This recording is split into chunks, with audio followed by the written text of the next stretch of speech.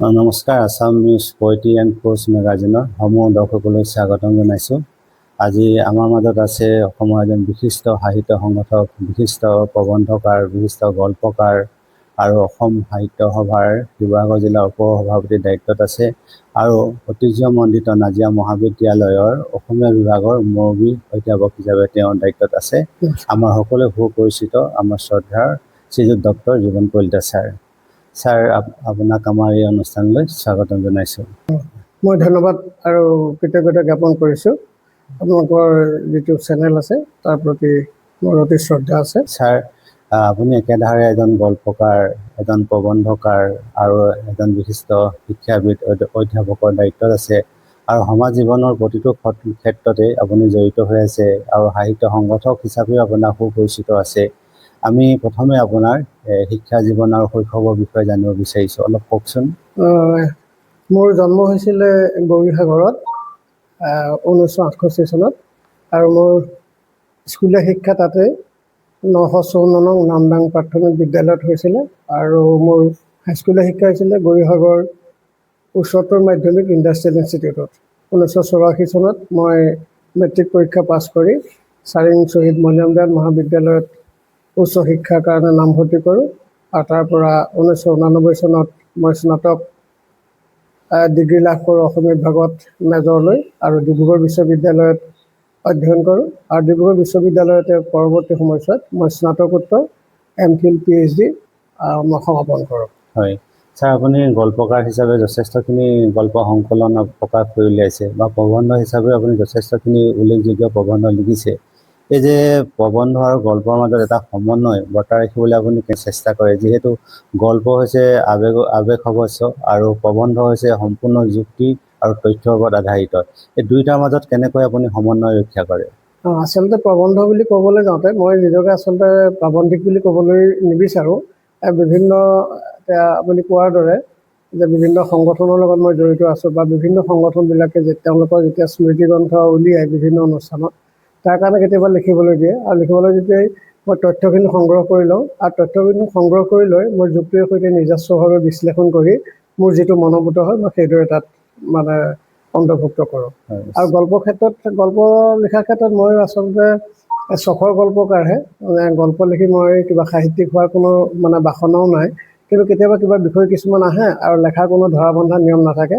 আজৰি পৰত কেতিয়াবা মিটিঙত বহি থাকোঁতেও মই মোবাইলতে পিটিকি গল্প লিখোঁ আৰু তেনেকুৱাকৈ এতিয়া শেহতীয়াকৈ মোৰ আত্মপ্ৰতিবিম্ব বুলি এখন 23টা গল্পৰ এখন গল্প সংকলন প্ৰকাশ হৈছে।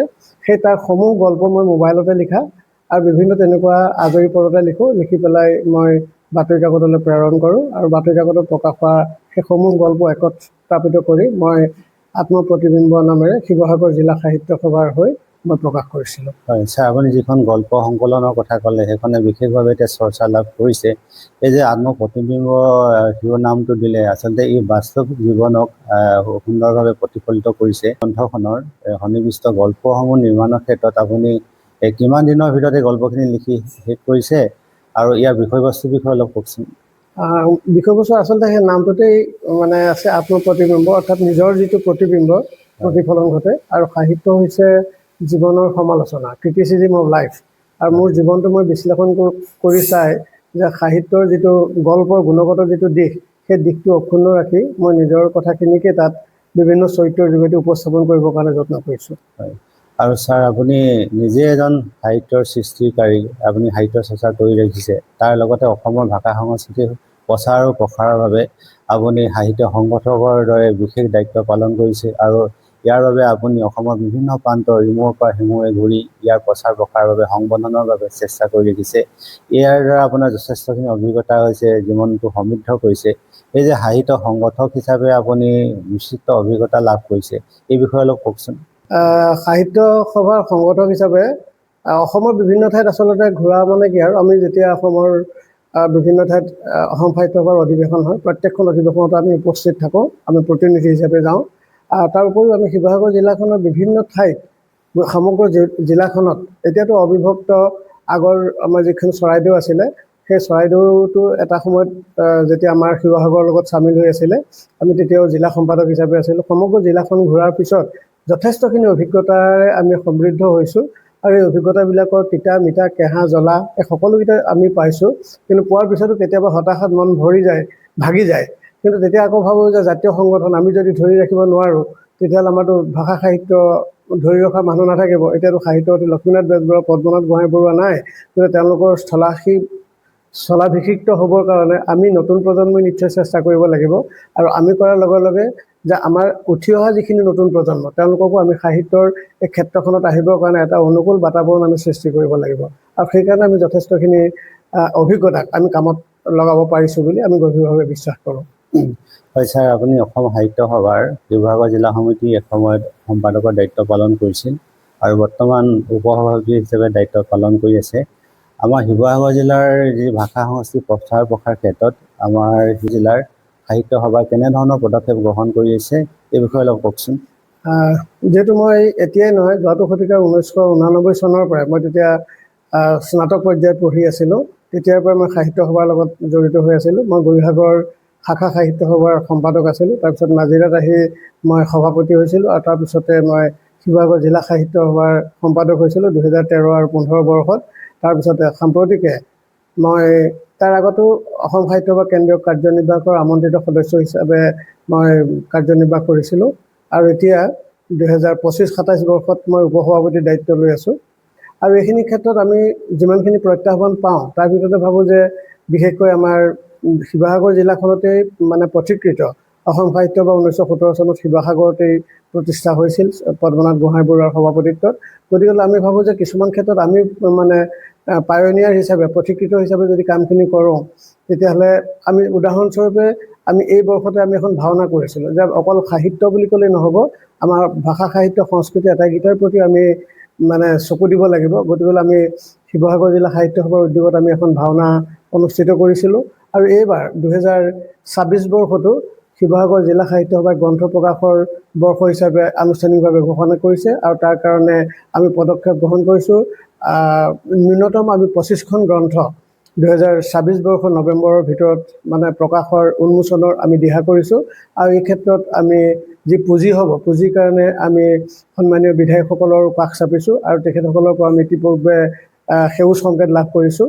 গতিকে এনেকুৱা ধৰণে সংঘাত বিঘাত অতিক্ৰম কৰি আমি শিৱসাগৰ জিলা সাহিত্য সভাক আগুৱাই নিয়াৰ ক্ষেত্ৰত আমি প্ৰতিশ্ৰুতিবদ্ধ।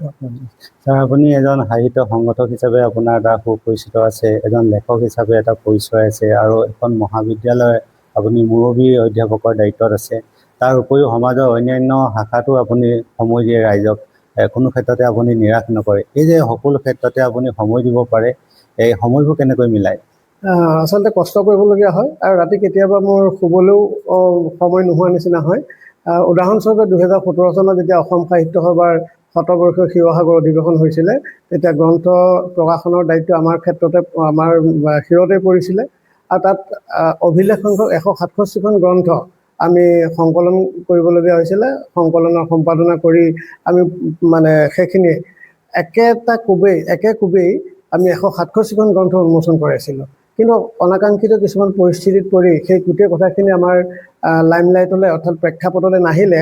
কিন্তু হ'লেও সেই সময়ছোৱাৰ আমাৰ যি আদৰণি সমিতি আছে, আদৰণি সমিতিয়ে আমাক এখন মানপত্ৰ প্ৰদান কৰিছিল যে সৰ্বভাৰতীয় এটা অভিলেখ 167খন কিতাপ একেলগে প্ৰকাশ কৰাৰ। গতিকে সেই তেনেকুৱা কিছুমান আমাৰ অভিজ্ঞতা ইতিমধ্যে হৈছে।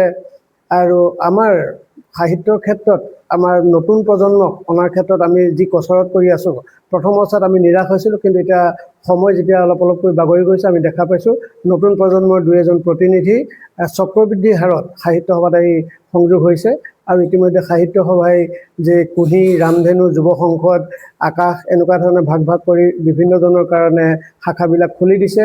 আৰু সেইবিলাকত আমি যথেষ্ট সংখ্যক নতুন প্ৰজন্মৰ প্ৰতিনিধিৰ উপস্থিতি লক্ষ্য কৰিছোঁ আৰু সিয়ে আমাক আশাব্যঞ্জক কৰি তুলিছে। আপোনাৰ পচন্দৰ মতে কিবা গল্প আছে নেকি বা প্ৰবন্ধ আছে নেকি এই মুহূৰ্তত যাতে উল্লেখ? প্ৰবন্ধৰ ক্ষেত্ৰত মোৰ তেনেকুৱা নহয়। মই ইতিপূৰ্বে উল্লেখ কৰিছোঁৱে যে প্ৰবন্ধসমূহ মই লেখোঁ বুলি আচলতে নেলেখোঁ। যেতিয়া বিভিন্ন অনুষ্ঠানবিলাকে তেওঁলোকৰ স্মৃতিগ্ৰন্থত প্ৰকাশ কৰিবৰ কাৰণে বিচাৰে, তেতিয়াহে আচলতে লিখা হয়। কিন্তু গল্পখিনি লিখাৰ ক্ষেত্ৰত মই বেছি স্বাধীনতা অনুভৱ কৰোঁ, যিহেতু তাত মোৰ যিখিনি কল্পনা আছে আৰু তাত অবাধে মই মানে চৰিত্ৰ সৃষ্টি কৰিব পাৰোঁ, কাহিনী আগবঢ়াই নিব পাৰোঁ। আৰু মোৰ যিখিনি জীৱন দৰ্শন আছে, সেই জীৱন দৰ্শন মতে মই গল্পখিনি পৰিসমাপ্তি ঘটাব পাৰোঁ। গতিকে মই ভাবোঁ যে গল্প লিখাৰ যি মানে কৌশল, সেই কৌশলটো মোক বেছি আহ্লাদিত কৰে। ছাৰ, আপুনি সমাজ জীৱনৰ লগত সম্পূৰ্ণ সংপৃক্ত হৈ আছে। যিহেতু আপুনি সমাজখন ওচৰৰ পৰা দেখিছে, লক্ষ্য কৰিছে, পৰ্যবেক্ষণ কৰিছে, সমাজৰ কোনখিনি কথাই আপোনাক আনন্দ দিয়ে আৰু কোনখিনি কথাই আপোনাক অলপ মনোকষ্ট দিয়ে? সমাজত আচলতে এতিয়া বুলিয়ে নহয়, সমাজ আমাৰ একেখন সমাজেই আছে। সময়ে সময়ে মানুহৰ মূল্যবোধ, সময় চেতনা এইখিনি অলপ সলনি হয়।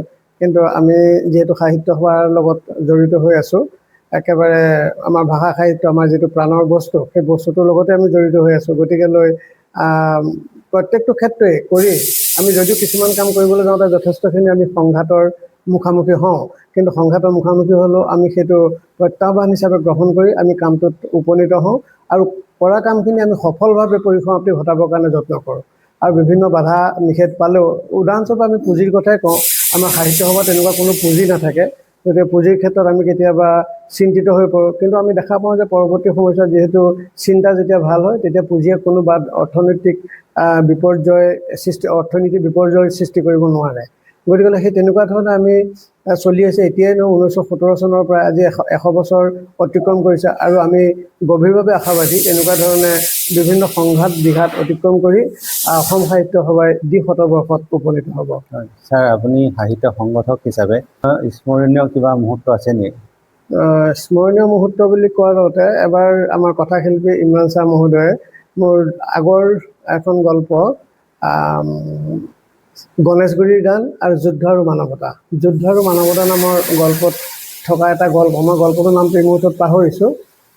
সেই গল্পটোৰ কথা কৈ গৈছিলোঁ, জীৱন তোমাৰ এই চিন্তাটো মোৰ খুব ভাল লাগিছে। তাৰমানে ছাৰে খুব লাহে লাহে কথাকেইটা কয়, সেই গল্পটো কৈ মই নিজে লিখা যদিও মই আকৌ ঘূৰি আহি ঘৰত মই গল্পটো দুবাৰ তিনিবাৰ পঢ়িলোঁ। পঢ়াৰ পিছত তেতিয়া মই ভাবিলোঁ যে ক্ৰিটিচিজিম কিল দি কিডছ, অৰ্থাৎ সমালোচনাই কিডছক মৃত্যু ঘটাইছিলে। তেওঁ বোধকৰোঁ 22 নে 28 বছৰ বয়সত মৃত্যু হৈছিলে। এতিয়া তাৰপিছত মই তেতিয়া ভাবিলোঁ যে যিকোনো এটা বস্তু লেখা, যে সমালোচনাই তাক কিমান ওপৰলৈ লৈ যাব পাৰে বা কিমান তললৈ লৈ যাব পাৰে। যেতিয়া ইমৰান শ্বাহ মহোদয়ে মোক তেনেকৈ কৈছিলে, মই তেতিয়া ভাবিছোঁ যে মই নিশ্চয় গল্পৰ গটো হ'লেও লিখিব পাৰিছোঁ, এনেকৈ বুলি ভাবি মোৰ এটা গভীৰ বিশ্বাস মোৰ উপলব্ধি হৈছিলে। আৰু সেই মুহূৰ্তটো মোৰ এতিয়ালৈকে মানে লাভ কৰা আটাইতকৈ ডাঙৰ সুখানুভূতি। হয় ছাৰ, আপুনি ঐতিহ্যমণ্ডিত নাজিৰা মহাবিদ্যালয়ৰ অসমীয়া বিভাগৰ মুৰব্বী বিভাগৰ দায়িত্বত আছে। মুৰব্বী অধ্যাপক হিচাপে আপুনি দায়িত্ব পালন কৰি আহিছে। যিহেতু এতিয়া শিক্ষানীতি পৰিৱৰ্তন হৈছে, ছাত্ৰ ছাত্ৰীসকলৰ মানসিকো বিভিন্ন ধৰণৰ প্ৰত্যাহ্বানে দেখা দিছে। এজন অধ্যাপক হিচাপে ছাত্ৰ ছাত্ৰীসকলৰ কোনখিনি সমস্যা আপুনি দৃষ্টিগোচৰ হৈছে? সমস্যা মানে আচলতে এতিয়া অকল ছাত্ৰ ছাত্ৰী বুলিয়ে নহয়, গোটেই জাতিটো এটা মহা সংকটত পৰিছে। সেই সংকট হৈছে আমাৰ অধ্যয়নহীনতা। আমাৰ তথ্য প্ৰযুক্তিৰ অভাৱনীয় বিকাশে আমাৰ যিটো মানসিকতা, সেই মানসিকতালৈ এটা আমূল পৰিৱৰ্তন আনিছে। আমাৰ জীৱদশাতে আমি এতিয়ালৈকে 3 কুৰি অতিক্ৰম কৰা নাই। এই 3 কুৰি বছৰ বয়সতে আমি যিমানখিনি পৰিৱৰ্তন দেখিছোঁ, মই মোৰ শিক্ষক এজনৰ প্ৰতি মই যিখিনি শ্ৰদ্ধা নিবেদন কৰোঁ, এজন শিক্ষক হিচাপে মই ছাত্ৰ ছাত্ৰীসকলৰ পৰা সেই সন্মান পাইছোঁ নে নাই পোৱা যদি চাওঁ, এইটো মই কেতিয়াও ছাত্ৰ ছাত্ৰীসকলক দায়ী নকৰোঁ। ছাত্ৰ ছাত্ৰীসকল সদায় আমাৰ মৰমৰ, কিন্তু এই যে আমাৰ সমাজ ব্যৱস্থাৰ এটা পৰিৱৰ্তন সাধন হৈছে, আমি যান্ত্ৰিক যুগত সোমাই আমি নিজে একোটা যে যন্ত্ৰ হৈ গৈছোঁ। আৰু বিশেষকৈ এই আমাৰ মোবাইল যিটো মেনিয়া আৰম্ভ হৈছে, এই মোবাইল মেনিয়াটো মই প্ৰত্যেকৰ ক্ষেত্ৰত নাই কোৱা, বহুত ছাত্ৰ ছাত্ৰী সেই মোবাইলৰ পৰা তেওঁলোক উপকৃতহে হৈছে, কিন্তু বহুত ক্ষেত্ৰত তেওঁলোকে নয়াৰ্থক দৃষ্টিভংগী এটা গ্ৰহণ কৰি সেইটোৱে তেওঁলোকক এটা ভুল পথত আগবঢ়াই লৈ গৈছে বুলি মই ব্যক্তিগতভাৱে অনুভৱ কৰোঁ। ছাৰ, শিক্ষানীতি NEP 2020-এ শিক্ষাৰ উদ্দেশ্য লক্ষ্য বিষয়ে যথেষ্টখিনি কেতবোৰ দিহা পৰামৰ্শ আগবঢ়াইছে। এই নতুন শিক্ষানীতিয়ে আমাৰ শিক্ষা খণ্ডৰ পৰিৱৰ্তনৰ ক্ষেত্ৰত বা উল্লেখযোগ্য লক্ষ্যত উপনীত হোৱাৰ ক্ষেত্ৰত ই যথেষ্ট বুলি আপুনি ভাবেনে? NEP 2020 প্ৰকৃততে এখন বৰ অভিলাষী শিক্ষানীতি। ইয়াৰ আগতে যিখিনি কোঠাৰী আয়োগ আছিলে, কোঠাৰী আয়োগ, বোধকৰোঁ 1964 এনেকুৱা ধৰণৰ মুডালী আয়োগ আছিলে, ৰাধাকৃষ্ণন আয়োগ আছিলে, যথেষ্টখিনি আয়োগ আছে তেনেকুৱা। কিন্তু নতুন শিক্ষানীতি 2020 এইখনত ভাৰতীয় শিক্ষা ব্যৱস্থাক এনেকুৱা এটা পৰ্যায়লৈ লৈ যোৱা আছে, যদি ছাত্ৰ ছাত্ৰীসকলে তাক প্ৰকৃততে হৃদয়ংগম কৰি আগবাঢ়ে, তেতিয়াহ'লে ই ভাৰতবৰ্ষক এখন উন্নত ৰাষ্ট্ৰ হিচাপে পৰিগণিত কৰিব পাৰিব। কিন্তু ছাত্ৰ ছাত্ৰীসকলে আজিকালি গোটেই কথাবিলাক তেওঁলোকে অকল পৰীক্ষা পাছ কৰাৰ যিটো মানে মানসিকতা, সেই মানসিকতাৰ সৈতেহে আচলতে অধ্যয়ন কৰে। গতিকে এই ক্ষেত্ৰত ভাৰত চৰকাৰে যিটো আশা কৰি পেলাই NEP 2020 নিৰ্মাণ কৰিছে, সেই 50% বা নহ'লে 75% উপকৃত বা ফলপ্ৰসূ হ'ব, কিন্তু 25% অৰ্থাৎ 100% সফলতা লাভ কৰিব বুলি ক'ব নোৱাৰি। হয় ছাৰ, আপুনি এজন সমাজকৰ্মী হিচাপে, সাহিত্য সংগঠক হিচাপে আৰু এজন অধ্যাপক হিচাপে নতুন প্ৰজন্ম বা ছাত্ৰ ছাত্ৰীসকলৰ প্ৰতি কি সেইটো আচলতে মই কওঁ, কেতিয়াবা মই ক্লাছৰুমতো কওঁ যে ছাত্ৰ ছাত্ৰীসকলে যেতিয়া মানে পঢ়িলেই আচলতে সকলো সমাধান হ'ব।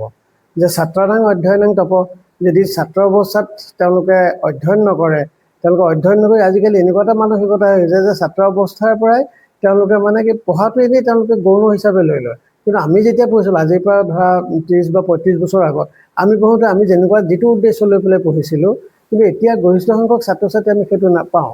আমি কলেজত বা মহাবিদ্যালয়ত অধ্যয়ন কৰি থাকোঁতে আমি মহাবিদ্যালয় নোযোৱাকৈ নাথাকোঁ, যিকোনো উপলক্ষত সভা সমিতিত আমি উপস্থিত থাকোঁ।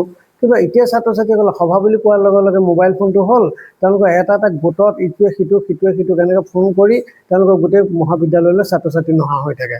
গতিকে এই এনেকুৱা জাতীয় কথা কিছুমানে আমাৰ শিক্ষাত যোগাত্মক সহায়তকৈ বিয়োগাত্মক সহায়হে পেলাই বুলি মই ভাবিছোঁ। আপুনি এজন শিক্ষাগুৰু হিচাপে, এজন সাহিত্য সংগঠক হিচাপে বিভিন্ন ধৰণৰ গ্ৰন্থ অধ্যয়ন কৰিছে আৰু এই সম্পৰ্কে বিভিন্ন ঠাইত আপুনি উল্লেখো কৰিছে। আপোনাৰ প্ৰিয় লেখক আছে নেকি, ঔপন্যাসিক আছে নেকি, যাৰ কথা আপুনি এই মুহূৰ্তত উল্লেখ কৰিব পাৰে? মোৰ তেনেকুৱা দুজনেই আছে। আটাইতকৈ মানে বেষ্ট ঔপন্যাসিকজন হৈছে ডক্টৰ বীৰেন্দ্ৰ কুমাৰ ভট্টাচাৰ্য আৰু 2 নম্বৰ হৈছে চৈয়দ আব্দুল মালিক। হয়, আৰু কোনকেইখন কেনেকুৱা ধৰণৰ গ্ৰন্থ সাধাৰণতে ছাত্ৰ ছাত্ৰীসকলে পঢ়িব লাগে বুলি আপুনি এই মুহূৰ্তত ক'ব? তেনেকুৱা আচলতে উপন্যাস যদি হয়, উপন্যাস পঢ়িবলৈ হ'লে আমাৰ বীৰেঞ্চি কুমাৰ বৰুৱাৰ জীৱনৰ বাটত আৰু সেউজী পাতৰ কাহিনী, তাৰপিছতে দেবেন্দ্ৰনাথ আচাৰ্যৰ জংগম, তাৰপিছতে ডক্টৰ বীৰেন্দ্ৰ কুমাৰ ভট্টাচাৰ্যৰ ইয়াৰুঙ্গম, মৃত্যুঞ্জয়, আব্দুল মালিকৰ ৰূপ তীৰ্থযাত্ৰী, ৰূপাবৰীৰ পলক, এনেকুৱা যেতিয়া বিভিন্ন গ্ৰন্থ আছে, যেনে যোগেশ দাসৰ ডাৱৰ আৰু নাই। সেইবিলাক পঢ়িলে আচলতে একোটাহত যুগক চকুৰ আগত মানে আমি দেখা পোৱাৰ দৰে লাগে। গতিকে তেনেকুৱা গ্ৰন্থবিলাক পঢ়িলে আমি ইতিমধ্যে ক্লাছৰুমতো বা শ্ৰেণীকোঠাত আমি ছাত্ৰ ছাত্ৰীসকলক কওঁ যে আজৰি সময়ত তেওঁলোকে কিতাপ পঢ়িবা। সেই তেনেকুৱা কিতাপবিলাকত আমি উল্লেখ কৰা হয়।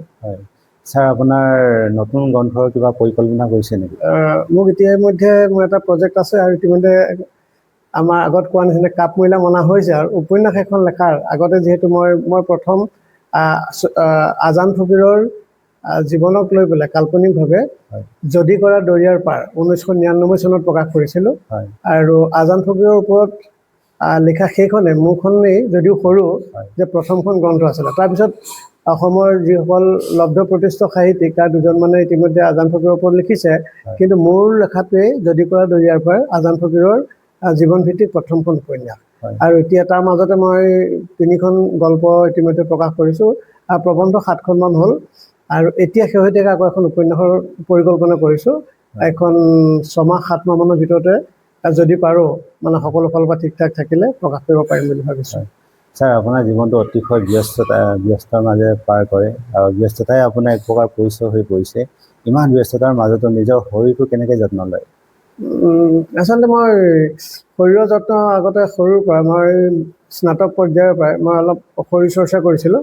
আৰু এতিয়া বয়সৰ লগে লগে শৰীৰ চৰ্চাটো আগৰ দৰে মানে জোৰদাৰ নহয় যদিও মাহেকে পষেকে বা সপ্তাহে কেতিয়াবা 2-এটা অলপ মানে পাতলীয়া মানে শৰীৰ চৰ্চা কৰি থাকোঁ। আৰু মই ভাবোঁ যে সিয়ে মোৰ শৰীৰত এটা যোগাত্মক প্ৰভাৱ পেলাইছে।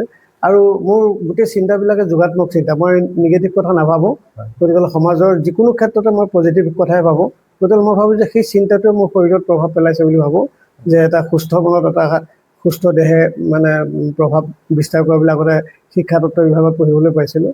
গতিকে সেইটো এটা যোগাত্মক চিন্তাটো মানে ইম্পেক্ট হ'ব পাৰে মোৰ ভাল স্বাস্থ্যৰ। আৰু মোৰ নিজৰ স্বাস্থ্যটো ভাল বুলি মই নিজেও অন্ততঃ মানে মই দাবী কৰিব পাৰোঁ মোৰ স্বাস্থ্যটো ভাল। তাৰমানে এতিয়াও মই যদি প্ৰয়োজন 100 মিটাৰ দৌৰ প্ৰতিযোগিতাত মই অংশগ্ৰহণ কৰিবৰ কাৰণে মই নিজক মানসিকভাৱে প্ৰস্তুত কৰি ৰাখোঁ। ছাৰ, যিহেতু আপুনি ব্যস্ত থাকে, আজৰি সময় বুলি বিশেষ ক'ব নোৱাৰি, তথাপিতো আপুনি আজৰি সময়ত কি কৰি ভাল পায়?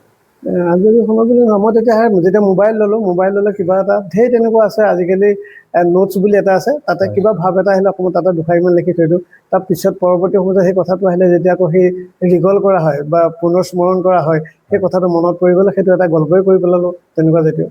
আৰু আচলতে কি আৰু আমি লিখা গল্পবিলাক আচলতে প্ৰত্যেকৰে চিন্তা চেতনাবিলাক বেলেগ। ধানটোৰ প্ৰতি কণটো, মানুহটোৰ প্ৰতি মনটো, ঠিক তেনেকুৱাকৈ প্ৰত্যেকজন লেখকৰ চিন্তা চেতনা প্ৰকাশভংগী বেলেগ বেলেগ হ'ব। আৰু মই মোৰ চিন্তাৰ সৈতে মই যিকেইটা গল্প লিখিছোঁ, মই ভাবোঁ যে এজন মই সফল গল্পকাৰ। যিহেতু মই নিজক কেতিয়াও অসফল বুলি নাভাবোঁ এটা কাৰণে, মই যে কৈছোঁ যে মই যোগাত্মক দৃষ্টিভংগীৰ মানুহ। গতিকে মই লিখা গল্পটো মই কোনোবা এখন প্ৰবন্ধত মই পাতনিত মই উল্লেখে কৰিছোঁ যে এই প্ৰবন্ধকেইটা এতিয়া হয়তো নহ'লে, কিন্তু এটা সময় আহিব যিটো সময়ত অন্ততঃ আমাৰ মানুহবিলাকে বুজি পাব যে এই প্ৰবন্ধখিনিৰ মূল্য কিমান। গতিকে সেই যিটো গভীৰ বিশ্বাস আছে, সেই বিশ্বাসটো মই এতিয়াও মোৰ মনৰ ভিতৰত মই পুহি ৰাখিছোঁ।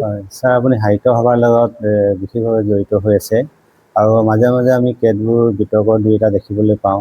আপোনাক যদি অসম সাহিত্য সভাৰ সভাপতিৰ দায়িত্ব দিয়া হয়, তেতিয়া আপুনি কেনেধৰণৰ পদক্ষেপ ল'ব, ইয়াৰ কেনেধৰণৰ কাৰ্যসূচী ল'ব? অসম সাহিত্য সভা বুলি ক'লে বিতৰ্কটো থাকেই। আচলতে বিতৰ্কটো কেলে হয় যে যেতিয়া অনুষ্ঠানটো প্ৰত্যেকেই ভাল পায়, কিন্তু অকণমান সকলোৱে, মই ইতিমধ্যে কৈছোঁ যে সকলোৰে চিন্তা দৃষ্টিভংগী বেলেগ বেলেগ। গতিকেলৈ সভাপতিয়ে এতিয়া সিদিনাখন অলপতে এটা কথা বিতৰ্ক হৈছিলে, সভাপতিয়ে কোৱা বুলি ক'লে, পিছত সভাপতিয়ে স্পষ্টীকৰণ দিছে, দিয়াৰ পিছতো কিছুমান মানুহে সেইটোক ধৰি থাকে। এনেকুৱা আৰু ভাল পোৱা অনুষ্ঠানটোক যে ভূপেন হাজৰিকাই এটা গানত উল্লেখে কৰিছিলে, মোৰ আইক ভাল পাওঁ বুলিলে আনৰ আইক জানো ঘিণ কৰাটো বুজাব। গতিকেলৈ তেওঁতো কাকো কোৱা নাই। আৰু আমাৰ সাহিত্য সভাত প্ৰত্যেকটো কথা কওঁতে জুখি মাখি কোৱা হয়। আমিও এতিয়া বিভিন্ন মঞ্চত যেতিয়া কথা কওঁ যে কাৰোবাৰ জনগোষ্ঠী বা জনজাতিক কাৰোবাক আমি স্বাৰ্থত লগাকৈ কিবা কথা ক'ব ওলাই যাব পাৰে নেকি? গতিকে এই ক্ষেত্ৰত আমি যথেষ্ট সচেতন হৈ থাকোঁ। গতিকে সেই ক্ষেত্ৰত অসম সাহিত্য সভাৰ সভাপতিয়ে তেনেকুৱা এটা বিতৰ্কিত মন্তব্য কৰিব বুলি আমি কেতিয়াও ভবা নাই। আৰু সভাপতি মহোদয়ৰ লগত আমি টেলিফোনিক বাৰ্তালাপ হওঁতেও তেখেতে সেই কথাটো অস্বীকাৰ কৰিছে। গতিকে তেনেকুৱা বিতৰ্কবিলাক থাকে। আচলতে সেই বিতৰ্কবিলাক যেনেকুৱা এখন বিশাল সাগৰ, এতিয়া ব্ৰহ্মপুত্ৰ সাহিত্য সভাৰ দৰে যেতিয়া ফেনে ফুটুকাৰে বাঢ়ি আহে, তাত কেতিয়াবা মৰা গৰু এটাও উভতি আহে, কেতিয়াবা মানুহৰ ডেড বডিও মৰা সৌ উপঙি আহে। গতিকে তেনেকুৱা ইমান ডাঙৰ সাহিত্য সভা সাগৰখনত কেতিয়াবা দুই এটা তেনেকুৱা জাজি অহাটো স্বাভাৱিক, কিন্তু সেইটো আমি সহজভাৱে ল'বলৈ আমি যত্ন কৰোঁ। ছাৰ, বৰ্তমান অসম সাহিত্য সভাৰ সন্মানীয় সভাপতি ডক্টৰ বসন্ত কুমাৰ গোস্বামী ছাৰ, আপুনি তেওঁক কেনেকৈ পাইছে আৰু তেওঁ সম্পৰ্কে কি ক'ব? ডক্টৰ বসন্ত গোস্বামী ছাৰ এজন বিৰল প্ৰাজ্ঞ আৰু এজন অত্যন্ত সচেতন, তেওঁ এজন ভাষা তত্ত্ববিদ। তেওঁ বিশেষকৈ সাহিত্যিক বুলি কোৱাতকৈ তেওঁৰ ভাষিক দৃষ্টিকোণৰ পৰা তেওঁৰ অসমীয়া ভাষাটোৰ তেওঁ নাৰী নক্ষত্ৰৰ ইমান জ্ঞান আছে। আৰু তেখেতক মই একেবাৰে সমীপৰ পৰা পাইছোঁ। আৰু এবাৰ তেখেতে আমাৰ কিবা এটা বিষয়ত এখন মানপত্ৰ হস্তান্তৰ কৰোঁতে আশীৰ্বাদ দিবলগীয়া হ'ল। তাৰপিছতে মই আশীৰ্বাদ দিলোঁ, যিহেতু আমি খোল বাদ্য প্ৰসংগ কৰোঁ, গতিকে তেতিয়া বিভিন্ন অনুষ্ঠানৰ বাবে আশীৰ্বাদ দিবলগীয়া। তেতিয়া আশীৰ্বাদ দিয়াৰ পিছত তেখেতে কৈছে, মই আপোনাক আশীৰ্বাদ দিয়া উপাধি দিলোঁ আৰু মই এই ক্ষেত্ৰত আপোনাক এখন মানপত্ৰ দিম মোৰ বিদায় বেলাত। আৰু সেই কথাটো মনত পেলাই থাকোঁ। তাৰমানে তেখেত এজন অত্যন্ত ৰসিক মানুহ আৰু ভাষাৰ ক্ষেত্ৰত এজন ওজা মানুহ। ছাৰ, অসম সাহিত্য সভা এটা জাতীয় অনুষ্ঠান। অসমৰ ভাষা সাহিত্য সংস্কৃতি প্ৰসাৰৰ কাৰণে জন্ম লগ্নৰ পৰা প্ৰচেষ্টা হাতত লৈ গৈছে, কিন্তু এনেকুৱা ধৰণৰ এটা ডাঙৰ অনুষ্ঠান চলাই ৰাখিবলৈ চৰকাৰী সহায় সহযোগিতা একান্তই প্ৰয়োজন। অসম সাহিত্য সভাৰ কাম কাজো পৰিচালনা কৰাৰ ক্ষেত্ৰত অসম চৰকাৰৰ কেনেকুৱা ধৰণৰ সহযোগিতা আগবঢ়াইছে? অসম চৰকাৰেতো এতিয়াৰ পৰাই বুলি নহয়, আমাৰ ভাষা সাহিত্যৰ বিকাশৰ কাৰণে অসম চৰকাৰে যথেষ্টখিনি কৰে। অসম সাহিত্য সভাক বোধ কৰোঁ 2023 চনতে 10 কোটি টকা দিছিলে। আৰু সেই 10 কোটি টকাৰে তাৰ যিটো ইণ্টাৰেষ্ট হ'ব, ইণ্টাৰেষ্টটোৱে বিভিন্ন জিলালৈ প্ৰেৰণ কৰি আমাৰ যিখিনি গ্ৰন্থ প্ৰকাশ, সাহিত্য সভা বুলি ক'লেতো গ্ৰন্থ প্ৰকাশৰ কথা থাকিবই।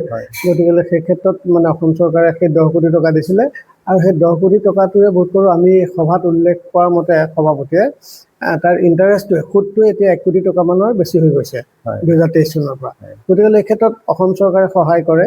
আৰু আমাৰ যিহেতু বিভিন্ন য'ত অসম সাহিত্য সভাৰ বাৰ্ষিক অধিৱেশনবিলাক হয়, সেই অধিৱেশনবিলাকতো সেই যি ঠাইত হয় সেই ঠাইৰ মন্ত্ৰী বা বিধায়কসকলে তেখেতসকলক আমাৰ পৃষ্ঠপোষক হিচাপে লয় আৰু তেখেতসকলেও যথেষ্ট আৰ্থিকভাৱে সহযোগিতা আগবঢ়ায়। এনেকুৱা সুন্দৰভাৱে অনুষ্ঠান হৈ যায়। যিহেতু আজিকালি অসম সাহিত্য সভা এখন অধিৱেশন পাতিবলৈ কোটি টকাৰ বাজেটৰ প্ৰয়োজন হয়। আকৌ অকল সাহিত্য সভা বুলি ক'লে আপোনাৰ মেলামুখি হ'লেও সমালোচনা কৰা হয়। গতিকে সাহিত্যক কেনেকৈ এটা সুন্দৰ গতিপথ, বিশেষকৈ আমাৰ ভৱিষ্যত বংশধৰসকলক মানে তেওঁলোকে থাকিব পৰাকৈ মানে এখন সেউজীয়া সমাজ কেনেকৈ প্ৰতিষ্ঠা কৰিব পাৰি, সেই ক্ষেত্ৰতো সাহিত্য সভাই যথেষ্ট সতৰ্কতাৰ সৈতে দৃষ্টি নিক্ষেপ কৰি থাকে। ছাৰ, ইতিপূৰ্বে আপুনি উল্লেখ কৰিছে যে সামাজিকভাৱে মানুহ যিবোৰ ঘূৰি ফুৰে বা সমাজৰ কাম কৰি ফুৰে, বিভিন্ন লোকে তুচ্ছাৰচনা কৰে, আপোনাক যদি কিছুমানে কৰে, আপুনি সেইসকলৰ প্ৰতি কি ক'ব? সমালোচকৰ প্ৰতি আপুনি? সমালোচকসকলে আচলতে যিসকলে নকৰে, তাৰমানে আমাৰ এতিয়া আগত যেতিয়া মোৰতো এতিয়া ঘৰত পাইপ গেছ আছে, আগতে গাঁৱৰ ঘৰত থাকোঁতে তেতিয়া আমাৰ গেছ থকাটো বেছি দিনটো আগৰ নহয়। আমি সৰু অৱস্থাটো খৰিৰ সৈতে আমি খৰি লুৰা শব্দটো কওঁ। গতিকে খৰি লুৰি আনি যেতিয়া দিওঁ, মাহঁতে ভাত ৰান্ধে, তেতিয়া কিছুমান খৰি কেঁচা হৈ থাকে, আৰু তাৰপিছত বাঁহ খৰি এডাল কাৰোবাৰ যে ঘৰৰ পৰা জেওৰাডালকে আনি পেলাই লগাই দিওঁ, সেইডালক লাগনি খৰি বুলি কয়। যেনেকৈ সেই জুই জ্বলিবৰ কাৰণে এডাল লাগনি খৰিৰ প্ৰয়োজন হয়, আৰু সমাজখন সুন্দৰভাৱে চলিবলৈ তেনেকুৱা এজন সমালোচকৰ প্ৰয়োজন হয়, যিজনে ভাল বেয়া দুয়োটা দিশতে ক'ব। আৰু সেইটো আমি খুব গুৰুত্ব সহকাৰে গ্ৰহণ কৰোঁ, আৰু তেখেতৰ সেই কথাখিনিক আমি নয়াৰ্থক দৃষ্টিত নলৈ কেনেকৈ তাক আমি সদৰ্থক ৰূপত কামত ব্যৱহাৰ কৰিব পাৰোঁ, সেইটো ক্ষেত্ৰত আমি গুৰুত্ব দিওঁ। ছাৰ, আপুনি সৰুৰ পৰা আহি বৰ্তমান এই পৰ্যায়ত পালেহি, আপুনি ডক্টৰ জীৱন কলিতা হোৱাৰ ক্ষেত্ৰত আপুনি কাৰ অৰিহণা আছে বুলি? মোৰ একে আশাই ক'বলৈ গ'লে মোৰ মা। হয়, মোৰ মা মোৰ ভগৱান সদৃশ। গতিকে মা বৰ বিশেষ পঢ়া নহয়, তেতিয়া দিনত মাইনৰ পাছ আছিলে, আৰু মাৰ যিমানখিনি কবিতা মুখস্থ আছে, আজি সুদীৰ্ঘ 30 বছৰ আৰু এইফালে স্নাতকোত্তৰ ডিগ্ৰী লোৱাৰ পিছত মোৰ সিমানখিনি কবিতা মনত নাই। গতিকে নামঘোষাখন তেওঁ মানে মই যদি ক'ৰবাত কিবা প্ৰসংগত ক'বলগীয়া হয়, পাহৰি গ'লে মই মাক টেলিফোন কৰিলে মায়ে তাৰ পিছৰখন গাই দিব পাৰে। গতিকে এই ক্ষেত্ৰত মই একে আশাই মোৰ মাৰ নামটো উল্লেখ কৰিম। আপুনি ছাৰ সামাজিকভাৱে প্ৰতিষ্ঠিত ব্যক্তি, গতিকে আপুনি কাৰোবাৰ ওচৰত ঋণী নে আপোনাৰ ওচৰত কোনোবা ঋণী? সেইটো মই তেনেকুৱা ধৰণে ভাবি চোৱা নাই আচলতে। মইহে কাৰোবাৰ ওচৰত ঋণী হ'ম চাগে, যিহেতু এতিয়া কোনোবা এখন মিটিঙলৈ বা সভালৈ মোক নিমন্ত্ৰণ কৰে। নিমন্ত্ৰণ কৰাটো সেইটো যে মোক যে নিমন্ত্ৰণ কৰিছে, আৰুতো বহুত মানুহ আছে তেনেকুৱা মহাবিদ্যালয়ত অধ্যাপনা কৰা, বহুত মানুহ আছে, বহুত ডক্টৰেট ডিগ্ৰী মানুহ আছে, বহুত সামাজিকভাৱে দায়বদ্ধ মানুহ আছে। তেখেতসকলক নিমন্ত্ৰণ নজনায়, মোক যে নিমন্ত্ৰণ জনায়, সেইটো কাৰণে আচলতে মইহে তেখেতসকলৰ ওচৰত ঋণী হৈ থাকিম। প্ৰায়ভাগ সকলো মানুহে কয় যে আপুনি এজন খুব সহজ হ'ল আৰু সকলো মানুহকে সময় দিয়ে, সেইকাৰণে আপোনাক সহজে সকলোৱে বিচাৰিবলৈ চেষ্টা কৰে। কেতিয়াবা আপুনি সময় দিব নোৱাৰে, তেতিয়া আপোনাৰ মনটো দুখ লাগে নেকি? দুখ লাগে। মই সময় দিব নোৱাৰিলে মোৰ পিছত মই চালা কেলে যাব নোৱাৰিলোঁ, এনেকুৱা ভাৱ এটা আহি থাকে। মই যোৱা হ'লে ভাল আছিলে, কোনেনো কাক মাতে, এনেকুৱা ভাৱবিলাক আহি থাকে মনত। কিন্তু পৰাখিনি পৰ্যায়ত মই যিমানলৈকে পাৰোঁ সিমানলৈকে মই যাবলৈ চেষ্টা কৰোঁ। ছাৰ, আমি এতিয়া ৰেপিড ফায়াৰ শাখালৈ আহিছোঁ। ইয়াত আমি দুজনমান ব্যক্তিৰ নাম ক'ম, আপুনি তাত খুব কম সময়ৰ ভিতৰত তেওঁলোকৰ প্ৰতি আপোনাৰ প্ৰতিক্ৰিয়া আগবঢ়াব লাগে। এতিয়া আমি আৰম্ভ কৰোঁ। অসমৰ মাননীয় মুখ্যমন্ত্ৰী ডক্টৰ হিমন্ত বিশ্ব শৰ্মা। ডক্টৰ হিমন্ত বিশ্ব শৰ্মা মোতকৈ বয়োকনিষ্ঠ, তেখেত মোতকৈ 2 বছৰৰ সৰু, আৰু আমি যেতিয়া ইয়াৰ আগৰবাৰ ইলেকশ্যনত নিৰ্বাচনত তেওঁ যেতিয়া নাজিৰালৈ আহিছিলে, নাজিৰাত চাইকেলেৰে সৈতে তেওঁ ভ্ৰমণ কৰিছিলে। তাৰপিছত যাওঁতে তেতিয়া মাইক্ৰফোন গৈ পেলাই আমাৰ এই দলঙৰ ওচৰত, বালিঘাটৰ দলঙৰ ওচৰত এখন বিশাল সভাত তেওঁ গৈছিলে, আৰু হাজাৰ হাজাৰ মানুহ আছিলে। তেতিয়া মাইক্ৰফোন মোৰ ওচৰত আছিলে, আৰু তেতিয়া মই মানে তেওঁক কৈছোঁ যে ধুমুহাৰ গতিৰে শিলডাল ভাঙি আহিছে অসমৰ মাননীয় মুখ্যমন্ত্ৰী ডক্টৰ হিমন্ত বিশ্ব শৰ্মা। তেতিয়া গৈ পেলাই কৈছোঁ, বাবা কোনে কৈছে, বাবা কোনে কৈছে? মই বোলো ময়ে কৈছোঁ। এনেকৈ বুলি কৈ মোক চেক কৰিছেগৈ। আৰু তেতিয়া মই তেওঁক 2খন অৰুণোদয়, মই নিজে সম্পাদনা কৰা শিৱসাগৰ জিলা সাহিত্য সভাৰ অৰুণোদয় দিৱসত প্ৰকাশ কৰা সেই 2খন গ্ৰন্থ দিলোঁ। আৰু দিওঁতে মই কৈ গৈছোঁ, আপুনি বয়সত মোতকৈ সৰু, কিতাপ 2খন দিছোঁ, পাৰিলে সময় পালে পঢ়ি চাব। আৰে বাবা, মই কিতাপ পঢ়োঁ, এনেকৈ বুলি কৈছে। মোৰ সেই কথাটো ভাল লাগিলে। আৰু মানুহজনক যদিও মানে বিভিন্ন ধৰণে কোৱা হয়, আৰু তেখেতৰ যিখিনি creativity as a chief minister, সেই ক্ৰিয়েটিভিটিখিনি মই শ্ৰদ্ধা কৰোঁ। প্ৰবন্ধনে গল্পপ্ৰিয়?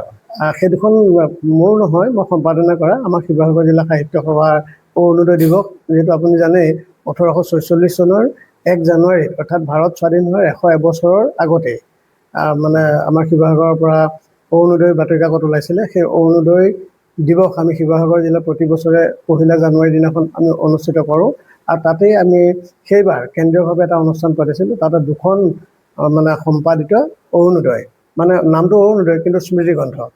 এখনত আমি বাহিৰা লেখকসকলক লৈছিলোঁ, আৰু এখনত আমাৰ শিৱসাগৰ জিলাৰ লেখকসকলক লৈ 2খন আমি অৰুণোদয় স্মৃতি গ্ৰন্থ প্ৰকাশ কৰিছিলোঁ। সেই 2খন মুখ্যমন্ত্ৰী মহোদয়ৰ হাতত আমি অৰ্পণ কৰিছিলোঁ, আৰু তেখেতে হাস্যবদনে গ্ৰহণ কৰাৰ যি ক্ষণ, সেই ক্ষণটো আমাৰ মনত এতিয়াও সজীৱ হৈ আছে।